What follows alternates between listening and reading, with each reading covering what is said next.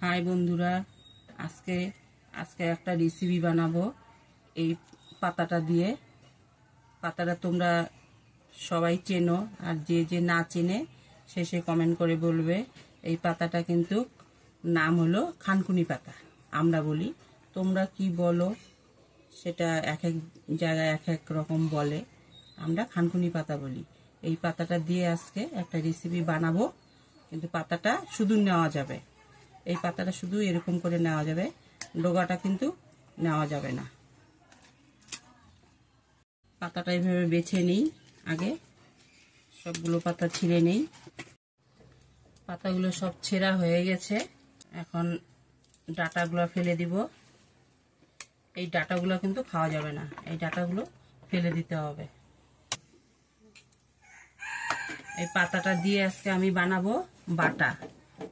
খানকুনি পাতা বাটা করব। তার জন্য লাগবে কাঁচা লঙ্কা, রসুন আর কালো জিরা।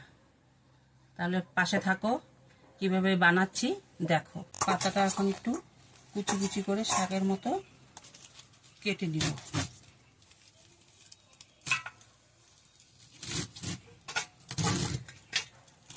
এখন একটু সরষের তেল দিয়ে দিব, সামান্য কালো জিরা দিয়ে দিব,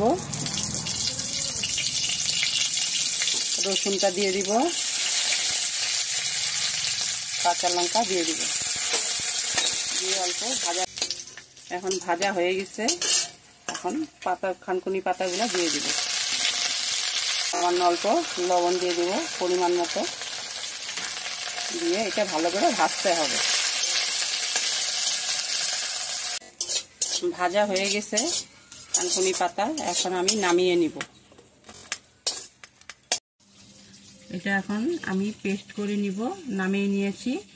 তোমরা এটা পাটায় বেটে খেতে পারো, কেননা আমি তো পাটা উঠায় রেখেছি, ওর জন্য আমি এখন এটা পেস্ট করে নিব। পাটায় বাটলে টেস্টটা বেশি আসে, পাটা উঠানো আছে আমার, ওই জন্য পেস্ট করে নিব। এটা আমার পেস্ট হয়ে গেছে, এই যে দেখো আমার খানকুনি পাতা বাটা কমপ্লিট হয়ে গেছে। এখন অল্প সরষের তেল দিব উপরে, আর একটা শুকনো লঙ্কা ভাজা দিব। তোমরাও এইভাবে বাড়িতে করবে, করে খেয়ে দেখবে কেমন হয়েছে, কমেন্ট করে জানাবে। আর প্লিজ লাইক আর সাবস্ক্রাইব করো, পাশে থেকো বন্ধুরা। Thank you.